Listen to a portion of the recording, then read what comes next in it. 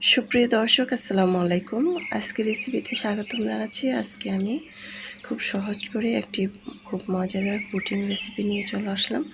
প্রথমে আমি একটি গ্লাসের মধ্যে দুধ নিয়েছি হাফ কাপ। তারপরে এখানে আগার আগার পাউডার দিয়ে আমি এটাকে ঘুলিয়ে রেখেছি।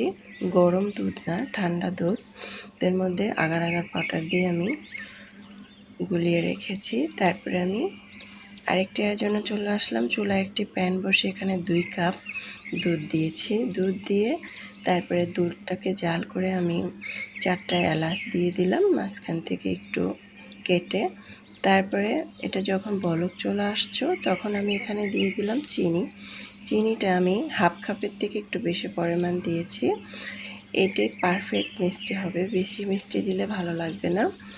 তো যখন এরকম বলক চলে আসবে তখন আমি এলাচগুলো উঠিয়ে নেব।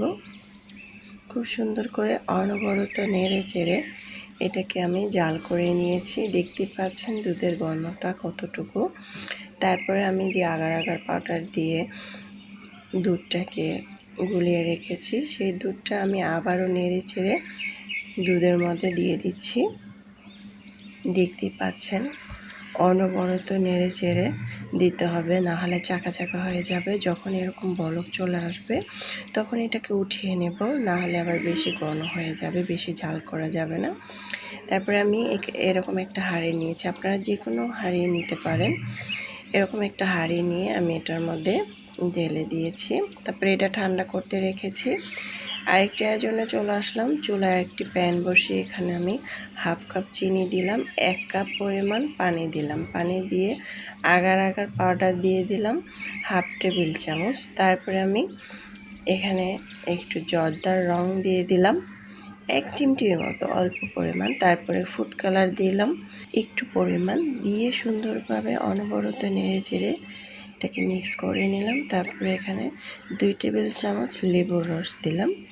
লেবুর রসটা দিয়ে সুন্দর করে এটাকে আমি জাল করে নেব। এটা কিন্তু খুব সুন্দর করে জাল করা হয়ে গিয়েছে, দেখতেই পাচ্ছেন। তারপরে এটা আমি প্রায় 3 ঘন্টার মতো রেখেছিলাম, ঠান্ডা হয়ে গিয়েছে। এটা ফ্রিজে রাখতে হবে না। তারপরে এরকম একটা চামচ মাঝখানে দিয়ে তারপরে এটা শিরাটা ঢেলে দিতে হবে, না হলে এমনিতে যদি ঢেলে দেন তাহলে গরম এটা ভেঙে যেতে পারে। তারপরে আমি এটা প্রায় 4-5 ঘন্টা পরে আমি এটা দেখতেই পাচ্ছেন এটা খুব সুন্দরভাবে জমে গিয়েছে। এখন আমি সুন্দর করে এটাকে ছুরি দিয়ে এভাবে কেটে দেখিয়ে দিচ্ছি। এরকম একটি পুডিং যদি আমাদের বিকেলের নাস্তায় বা টিফিনে অথবা ইফতারিতে থাকে তাহলে তো মন শান্তি হয়ে যায়। এতটা মজাদার হয়েছিল, আপনারা চাইলে এটা ট্রাই করতে পারেন। আশা করছি রেসিপিটি ভালো লেগেছে। ভালো লাগলে অবশ্যই চ্যানেলটা সাবস্ক্রাইব করে লাইক দিয়ে পাশে থাকবেন। দর্শক বেশি বেশি ভালো থাকবেন, খাবার কখনো অপচয় করবেন না। আমি এখন খুব সুন্দর করে পরিবেশন করে নিচ্ছি। আশা করছি এই রেসিপিটি যারা নতুন রাঁধুনি তাদের অবশ্যই কাজে আসবে। খুবই অসাধারণ একটি রেসিপি। আমি তো পরিবেশন করে নিয়েছি। আল্লাহ হাফেজ।